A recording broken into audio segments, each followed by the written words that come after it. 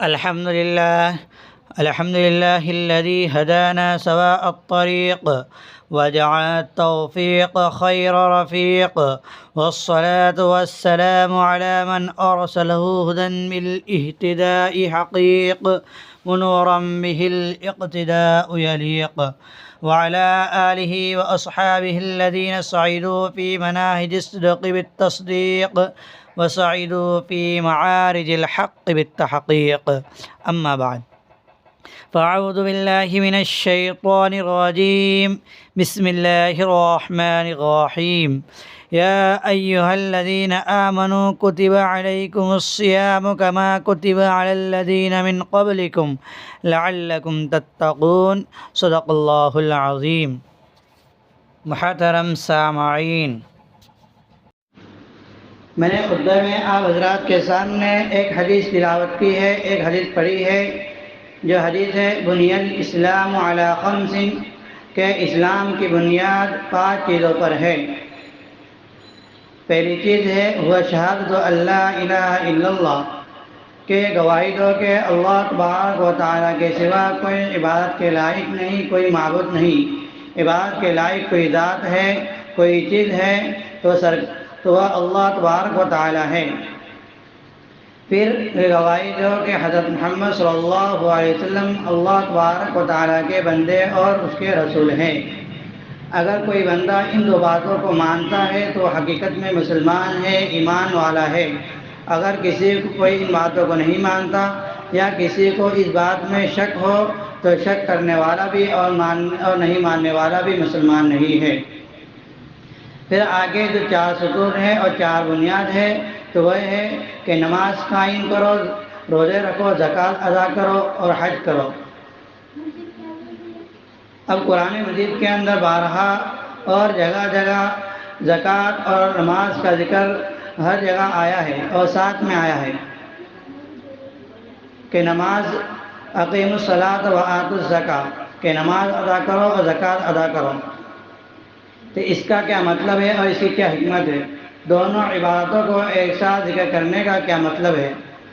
تو دونوں عبادتوں کو ایک ساتھ ذکر کرنے کا مطلب یہ ہے کہ نماز یہ بدنی عبادت ہے، کہ نماز ادا کرنے کے اندر کوئی پیسہ خرچ نہیں ہوتا، کوئی پیسے نہیں لگتے، لیکن جسمانی محنت لگتی ہے کہ رکوع کرنا پڑتا ہے، سجدے کرنے پڑتے ہیں، قیام میں کھڑے رہنا پڑتا ہے. تو نماز کے اندر جسم تھکتا ہے، پیسے خرچ نہیں ہوتے. اور اسی طرح زکوٰۃ جو ہے تو یہ مالی عبادت ہے کہ زکوٰۃ میں جسم نہیں تھکتا بلکہ پیسے خرچ ہوتے ہیں. اب یہ نماز اور زکوٰۃ یہ اللہ تبارک و تعالیٰ کی جلالی عبادت ہے، یہ اللہ تبارک و تعالیٰ کی جلال ہے. کہ جلالی عبادت اس طرح ہے کہ کسی بھی حالت میں ہو نماز معاف نہیں ہے. اگر آدمی بیمار ہے، پانی استعمال نہیں کر سکتا، وضو نہیں کر سکتا، تو حکم یہ ہے کہ وہ وضو نہیں کر سکتا ہے تو تیمم کر لے، مٹی سے تیمم کر لے. پھر یہ ہے کہ بیمار ہے، کھڑے نہیں ہو سکتا، تو حکم یہ ہے کہ بیٹھ کر نماز پڑھ لے. اگر اتنا بیمار ہے کہ بیٹھ کر بھی نماز نہیں پڑھ سکتا تو لیٹ کر نماز ادا کرے، اور لیٹ کر بھی نماز ادا نہیں کر سکتا تو اشارے سے نماز ادا کرے. تو نماز کسی بھی حالت میں معاف نہیں ہے، یہ اللہ تبارک و تعالیٰ کی جلالی بات ہے. اور اسی طرح زکوٰۃ ہے کہ آدمی کے پاس مال آ گیا اور وہ صاحب نصاب ہو گیا اور اس پہ زکوٰۃ فرض ہو گئی، تو اب اس پر زکوٰۃ معاف نہیں ہوں گی. اسے 40 روپے میں 1 روپیہ، 100 روپے میں 2.5 روپے نکالنا ہی پڑیں گے. اگر اس کے پاس 4,000 ہو تو 100 روپے نکالنا پڑیں گے، اگر 40,000 ہو تو 1,000 نکالنا پڑیں گے. یعنی اپنے مال کا 40واں حصہ آدمی کو نکالنا پڑے گا، اور یہ نکالنا ضروری ہے، یہ معاف نہیں ہوگا. تو نماز اور زکوٰۃ یہ اللہ تبارک و تعالیٰ کی ایسی عبادت ہے جو کبھی معاف نہیں ہوتی. لیکن روزہ اور حج جو عبادت ہے تو یہ اللہ تبارک و تعالیٰ کی جمالی عبادت ہے. یعنی کس طرح ہے کہ بندے کو جب اللہ تبارک و تعالیٰ سے عشق ہوتا ہے تو وہ روزے رکھتا ہے. مثلا ہم دنیا میں دیکھتے ہیں جب کسی کو کسی سے محبت ہوتی ہے تو سامنے والے کی محبت میں، سامنے والے کے عشق میں وہ بھوکا رہتا ہے، بھوک و پیاس کو برداشت کرتا ہے. تو اسی طرح یہاں پر ہے کہ جب بندے کو اللہ تبارک و تعالیٰ سے محبت ہوتی ہے تو روزے کی بھوک و پیاس کو برداشت کرتا ہے۔ یہ روزہ اللہ تبارک و تعالیٰ کی جمالی عبادت ہے، جمالی رحمت ہے۔ اور جب عشق تام ہوتا ہے، جب عشق مکمل ہوتا ہے تو عاشق معشوق کے گھر کے چکر لگاتا ہے، معشوق کے محلے کے اندر گھومتا ہے اور معشوق کے چکر لگاتا ہے۔ تو اسی طرح جب بندے کا عشق اللہ تبارک و تعالیٰ سے مکمل ہوتا ہے، تام ہوتا ہے، انتہا کو پہنچتا ہے، تو بندہ اللہ تبارک و تعالیٰ کے گھر یعنی بیت اللہ شریف کے حج کے لیے پہنچتا ہے اور اللہ تبارک و تعالیٰ کے بیت اللہ کے چکر لگاتا ہے۔ تو یہی ہے کہ اللہ تبارک و تعالیٰ کے ساتھ عشق کی ابتدا رمضان مبارک سے ہوتی ہے کہ بندے اللہ تبارک و تعالیٰ کے عشق میں، اللہ تبارک و تعالیٰ کی محبت میں کھانا پینا چھوڑے، اللہ تبارک و تعالیٰ کے لیے روزے رکھے۔ اور رمضان مبارک کے بعد شوال کا مہینہ شروع ہوتا ہے تو اس وقت سے عشق کی انتہا ہوتی ہے، عشق تام ہوتا ہے کہ رمضان حج کے مہینے شروع ہوتے ہیں۔ حج کے مہینے شوال، ذوالقعدہ، ذوالحجہ ہے، تو اس مہینوں کے اندر بندہ اللہ تبارک و تعالیٰ کے لیے اپنے وطن کو چھوڑ کر، اپنے گھر بار کو چھوڑ کر اللہ تبارک و تعالیٰ کے گھر کے چکر لگاتا ہے۔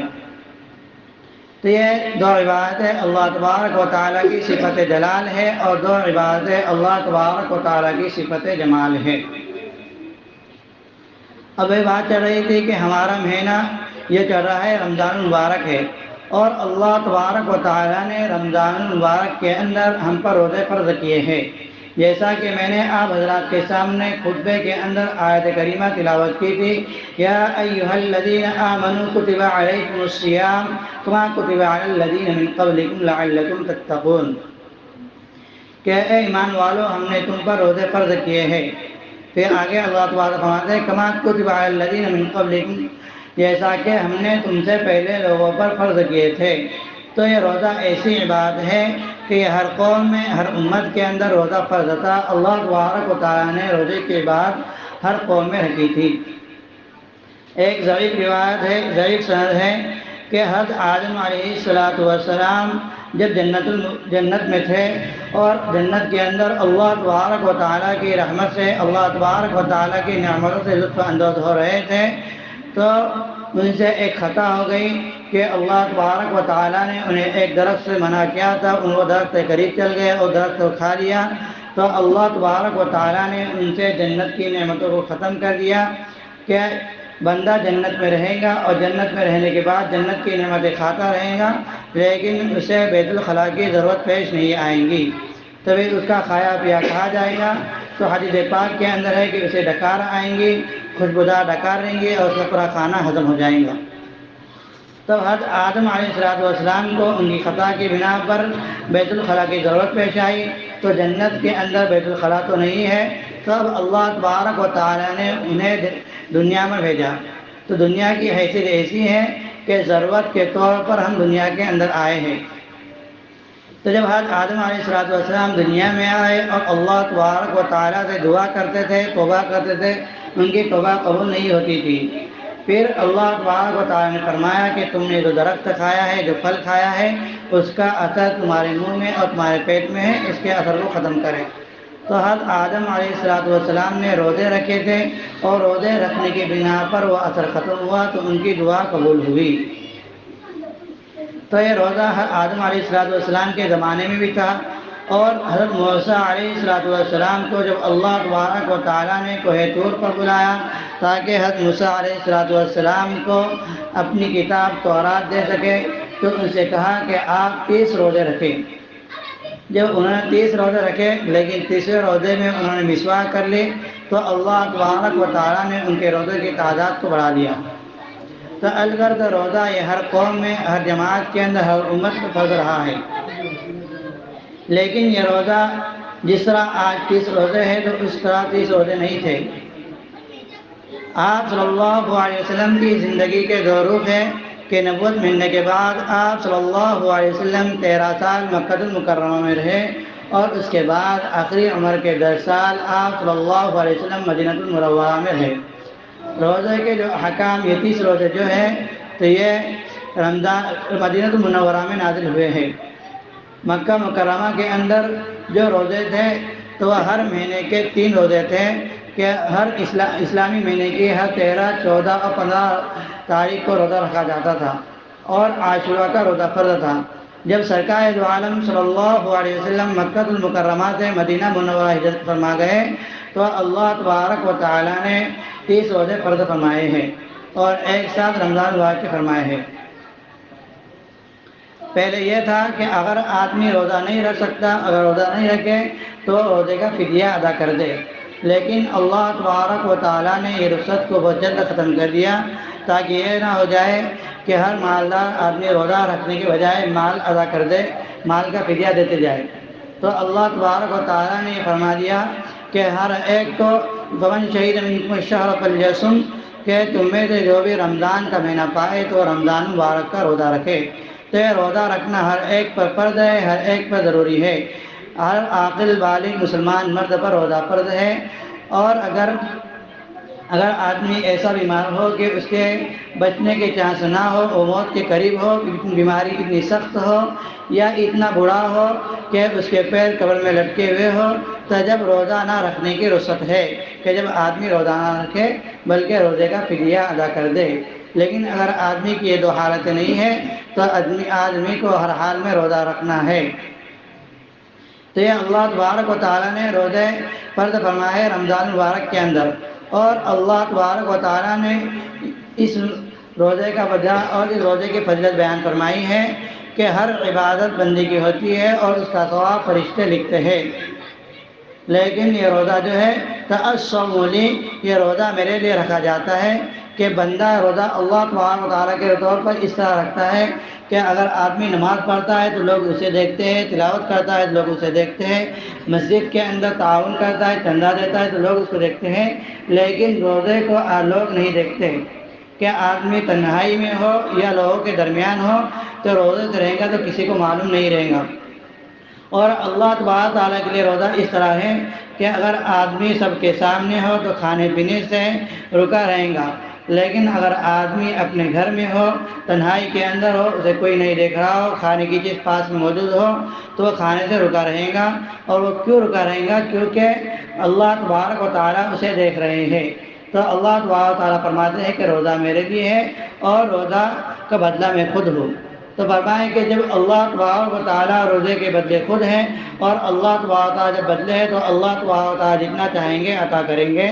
تو بتاؤ کہ روزے کی فضیلت کتنی ہے۔ اور ایک حدیث کے اندر سرکار دو عالم صلی اللہ علیہ وسلم نے فرمایا الصوم جنۃ، روزہ ڈھال ہے، کہ جس طرح انسان اپنا بچاؤ ڈھال وغیرہ سے کرتا ہے تو اسی طرح انسان کے لیے روزہ ڈھال ہے۔ تو ڈھال کس طور پر ہے؟ تو جہنم کی آگ سے بچانے والی ہے۔ اور دوسرا یہ ہے کہ آدمی جب تک روزے میں ہوتا ہے تو روزہ اس کے لیے ڈھال ہے، یعنی گناہوں وغیرہ سے بچتا ہے۔ جب آدمی روزے کے اندر ہوتا ہے تو نفسانی گناہ اس سے رک جاتے ہیں، وہ نفسانی گناہوں سے بچ جاتا ہے، اور نفس اسے گناہوں میں مبتلا نہیں کرتا، بلکہ نفس اس فکر میں لگا رہتا ہے کہ کب افطار کا وقت ہو اور میں افطار کے وقت میں پانی پیوں، افطار کروں۔ تو افطار کی فکر میں لگا رہتا ہے، گناہوں کی طرف نہیں جاتا۔ تو روزہ یہ گناہوں سے بچنے کے لیے ایک ڈھال ہے۔ اور سرکار دو عالم صلی اللہ علیہ وسلم نے فرمایا کہ روزے دار کے لیے خوشیاں ہے، للصائم فرحتان، کہ اللہ تبارک و تعالیٰ روزے دار کو 2 خوشیاں عطا فرماتے ہیں۔ پہلی خوشی کہ جب بندہ افطار کرتا ہے، کہ یعنی روزے دار بندہ جب افطار کرتا ہے تو ہشہ بشہ ہو جاتا ہے، اس کا دل خوش ہو جاتا ہے۔ اور دوسری خوشی لقاء ربہ، کہ جب وہ اللہ تبارک و تعالیٰ سے قیامت میں جب ملاقات کریں گا تو اس کو سے دوسری خوشی ہوں گی، کہ دوسری خوشی پہلی خوشی سے بڑھ کر ہوں گی۔ تو روزے دار کے لیے اللہ تبارک و تعالیٰ نے 2 خوشی رکھی ہے۔ اور اللہ تبارک و تعالیٰ نے یہ فرمایا کہ آپ صلی اللہ علیہ وسلم نے فرمایا کہ جنت کے مختلف دروازے ہیں، ایک دروازے کا نام باب الریان ہے۔ تو جب بندہ روزہ رکھتا ہے تو اللہ تبارک و تعالیٰ اسے باب الریان میں داخل فرمائیں گے، اور باب الریان یہ دروازہ خود اسے جنت میں داخل ہونے کے لیے پکارے گا۔ ریان کے معنی آتا ہے کہ شکم سیر کرنا، سیراب کرنا۔ تو جو بندہ اللہ تبارک و تعالیٰ کے لیے رمضان مبارک کے اندر بھوکا و پیاسا رہا تو تو اللہ تبارک و تعالیٰ اسے باب الریان سے داخل فرما کر جنت کی نعمتوں سے لطف اندوز فرمائیں گے، سیراب فرمائیں گے۔ اور آپ صلی اللہ علیہ وسلم نے فرمایا کہ 3 آدمیوں کی دعا کبھی رد نہیں ہوتی، یعنی 3 آدمیوں کی دعا ہمیشہ قبول ہوتی ہے۔ یعنی 3 آدمی ایسے ہیں کہ جو مستجاب الدعوات ہیں، اللہ تبارک و تعالیٰ ان کی دعا ضرور قبول فرماتے ہیں۔ تو پہلی یہ ہے کہ جو آدمی روزے دار ہو، للصائم یعنی روزے سے ہو، اللہ تبارک و تعالیٰ اس کی دعا کو قبول فرماتے ہیں۔ دوسرے وہ شخص جو سفر میں ہو اور تو اللہ تبارک و تعالیٰ مسافر کی دعا کو قبول فرماتے ہیں۔ اور تیسرے وہ شخص جو مظلوم ہو، مظلوم کی دعا اللہ تبارک و تعالیٰ قبول فرماتے ہیں۔ تو اس حدیث میں 3 لوگوں کی دعا کے قبول ہونے کا ذکر ہے۔ تو اس میں ایک شخص وہ ہے جو اللہ تبارک و تعالیٰ کے لیے روزے رکھے۔ اب یہاں پر یہ ہے کہ اللہ تبارک و تعالیٰ روزے دار کی دعا کو قبول فرماتے ہیں، تو ہمیں چاہیے کہ ہم رمضان مبارک کی راتوں میں، افطار کے وقت میں ہم اللہ تبارک و تعالیٰ سے جو دعا کریں تو سوچ سمجھ کر کریں اور دھیان سے کریں، تاکہ ہمیں معلوم نہیں کہ کون سا وقت یہ دعا کی قبولیت کا ہے۔ تو اس لیے ہمیں اللہ تبارک و تعالیٰ سے خوب گڑا کر دعا مانگنی چاہیے۔ کہ ایک واقعہ حدیث کے اندر ذکر کیا گیا ہے کہ ایک آدمی نے حضرت موسیٰ علیہ السلام سے کہا کہ آپ اللہ تبارک و تعالیٰ سے ہم کلام ہوتے ہیں، اللہ تبارک و تعالیٰ سے بات کرتے ہیں، تو اللہ تبارک و تعالیٰ سے کہیے کہ میری دعا اللہ تبارک و تعالیٰ قبول فرمائیں۔ تو جب حضرت موسیٰ علیہ السلام نے اللہ تبارک و تعالیٰ سے کلام کیا تو اللہ تبارک و تعالیٰ نے فرمایا کہ اسے کہہ دو کہ اللہ تبارک و تعالیٰ اس کی 3 دعا قبول فرمائیں گے۔ وہ آدمی نے جب سنا تو بڑا خوش ہوا اور خوشی میں گھر پر آیا اور بیوی بچوں سے کہا کہ اللہ تبارک و تعالیٰ میری 3 دعا قبول فرمائیں گے۔ تو بیوی نے کہا کہ آپ 3 دعاؤں میں سے مجھے ایک دعا دے دیں۔ تو اس نے کہا کہ چلو ایک دعا دے دیتا ہوں، 2 دعا میرے پاس باقی رہیں گے۔ اس نے کہا کہ بیوی تو کیا مانگتی ہیں؟ تو بیوی نے کہا کہ اللہ تبارک و تعالیٰ مجھے بنی اسرائیل کی عورتوں میں سب سے زیادہ حسین و جمیل بنا دے۔ جب اس نے یہ دعا بیوی کو دے دیا تو بیوی سب سے زیادہ حسین و جمیل ہو گئی۔ جب حسین و جمیل ہو گئی تو اب اس کے چاہنے والے بہت ہو گئے اور اس نے اپنے شوہر کو چھوڑ دیا۔ تب اسے اپنی بیوی پر غصہ آیا۔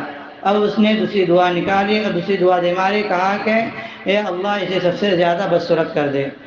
اب وہ بنی اسرائیل کے اندر سب سے زیادہ بدصورت ہو گئی اور وہ آدمی صاحب اولاد تھا۔ تو اب اس کے چرچے ہونے لگے، کہنے لگے کہ اللہ تبارک و تعالیٰ کا اس پر عذاب آیا ہے۔ اور بچوں کے سامنے جب ان کی ماں کا ذکر ہوتا اور ماں کے بارے میں باتیں کرنے لگتے تو بچوں نے اپنے والد کے، اپنے باپ کے پیر پکڑ لیے اور کہا کہ آپ دعا کریں کہ ہماری والدہ پہلے جیسی تھی ویسی ہو جائے۔ اب اس نے تیسری دعا کر دی اور اس کی بھی پہلے جیسی تھی ویسی ہو گئی۔ تو یہ اس کی 3 دعا ضائع ہو گئی۔ تو ہمیں چاہیے کہ ہم جب بھی اللہ تبارک و تعالیٰ سے دعا کریں تو سوچ سمجھ کر کریں، تاکہ ہماری دعا کی غلط استعمال نہ ہو جائے۔ تو اس روزے دار کی دعا اللہ تبارک و تعالیٰ قبول فرماتے ہیں۔ اور ایک حدیث کے اندر ہے کہ اللہ تبارک و تعالیٰ کے نزدیک روزے دار کی منہ کی بدبو یہ مشک کی خوشبو سے زیادہ پسندیدہ ہے۔ کہ جب آدمی بھوکا رہتا ہے، جب 10 سے 12 گھنٹے آدمی بھوکا رہے گا تو اس بھوکا رہنے کی وجہ سے اس کا معدہ، اس کا پیٹ ایک بدبو مارے گا جس کا اثر منہ سے ظاہر ہوتا ہے۔ تو یہ منہ کی جو بدبو ہے تو یہ اللہ تبارک و تعالیٰ کے نزدیک مشک خوشبو سے زیادہ پسندیدہ ہے۔ اور اللہ تبارک و تعالیٰ نے فرمایا کہ جو روزے رکھے یا ایھا الذین آمنوا کتب علیکم الصیام کما کتب علی الذین من قبلکم لعلکم تتقون، کہ روزے جو رکھے ہیں تو روزے رکھنے کی حکمت یہ ہے کہ آدمی کو اللہ تبارک و تعالیٰ بھوکا رکھ کر اللہ تبارک و تعالیٰ کچھ نہیں ملنے والا ہے۔ کہ بعض لوگ بہت سے یہ جملے کہہ دیتے ہیں، یہ کفریہ جملے کہہ دیتے ہیں کہ بھوکا رہنے کی اللہ تبارک و تعالیٰ کو کیا ضرورت ہے، اور اللہ تبارک و تعالیٰ ہم کو روزے رکھ کر بھوکے مارنا چاہ رہا ہے۔ اگر آدمی اس طرح جملے کہیں گا تو وہ کافر ہو جاتا ہے۔ تو آدمی کو کبھی بھی اللہ تبارک و تعالیٰ کے احکام کو، اللہ تبارک و تعالیٰ کے حکموں کا مذاق نہیں اڑانا چاہیے، انہیں ہلکا نہیں لینا چاہیے۔ اسی طرح ہمارے سرکار تاجدار مدینہ محمد عربی صلی اللہ علیہ وسلم کے طریقے اور سنت کو بھی ہلکا نہیں جاننا چاہیے۔ اگر آدمی انہیں ہلکا جانتا ہے، ان کی مذاق اڑاتا ہے، تو وہ آدمی کفر اور کافر ہو جاتا ہے۔ تو اس لیے ہمیں ان کفریہ جملوں سے بچنا چاہیے۔ تو اللہ تبارک و تعالیٰ فرماتا ہے کہ اگر تم روزے رکھو گے تو لعلکم تتقون، تو تم متقی بن جائیں گے۔ یعنی روزہ رکھنے کا بڑا فائدہ یہ ہے کہ بندہ اللہ تبارک و تعالیٰ کا متقی بن جاتا ہے، اللہ اور تقوی والوں کا اللہ تبارک و تعالیٰ کے یہاں بڑا درجہ ہے، بڑا مرتبہ ہے۔ تو روزہ رکھنے کی حکمت یہ ہے کہ آدمی متقی بن جاتا ہے۔ اور ایک حدیث میں ہے کہ جو بندہ اللہ تبارک و تعالیٰ کے لیے بھوکا و پیاسا ہوتا ہے، اللہ تبارک و تعالیٰ خود اسے جنت کا پھل کھلائیں گے۔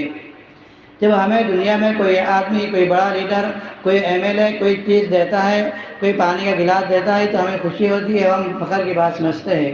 جب اللہ تبارک و تعالیٰ روزے دار کو جنت کا پھل کھلائیں گے اور جنت کا پھل اپنے ہاتھ سے کھلائیں گے تو یہ کتنی بڑی خوشی کی بات ہے اور کتنی فضیلت کی بات ہے۔ اور اللہ تبارک و تعالیٰ قیامت کے دن روزے دار کو سفارشی بنائیں گے کہ روزہ ایسی بات ہے کہ روزہ آدمی کی سفارش کرے گا، اور ایسی سفارش کرے گا کہ اللہ تبارک و تعالیٰ اس کی سفارش کو قبول فرمائیں گے۔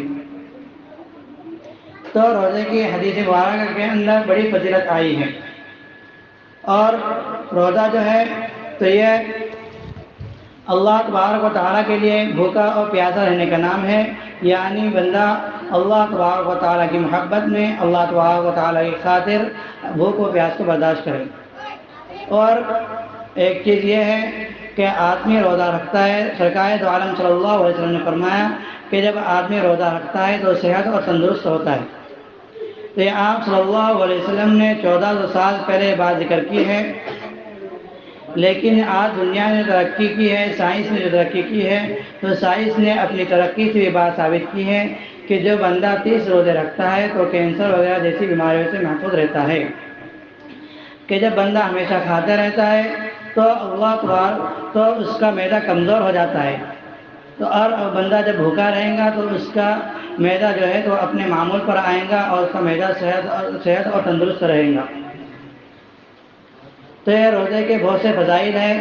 سرکار دو عالم صلی اللہ علیہ وسلم نے اپنی کتابوں کے اندر، اپنی احادیث میں بہت سی فضیلت ذکر کی ہے، اور اللہ تبارک و تعالیٰ نے دوسرے پارے کے اندر 7ویں رکوع کے اندر اس کا حکم فرمایا ہے کہ پہلے آیت ذکر کی یا ایھا الذین آمنوا کتب علیکم الصیام کما کتب علی الذین من قبلکم لعلکم تتقون، پھر اس کے آگے ذکر کیا شہر رمضان الذی انزل فیہ القرآن ھدی للناس بینات من الھدی والفرقان، پھر آگے ذکر کیا فمن شہد منکم الشہر فلیصم، کہ پہلے فرمایا اللہ تبارک و تعالیٰ نے کہ اے ایمان والو ہم نے تم پر روزے فرض کیے ہیں جیسا کہ ہم نے تم سے پہلے لوگوں پر فرض کیے تھے تاکہ تم لوگ متقی بن جاؤ۔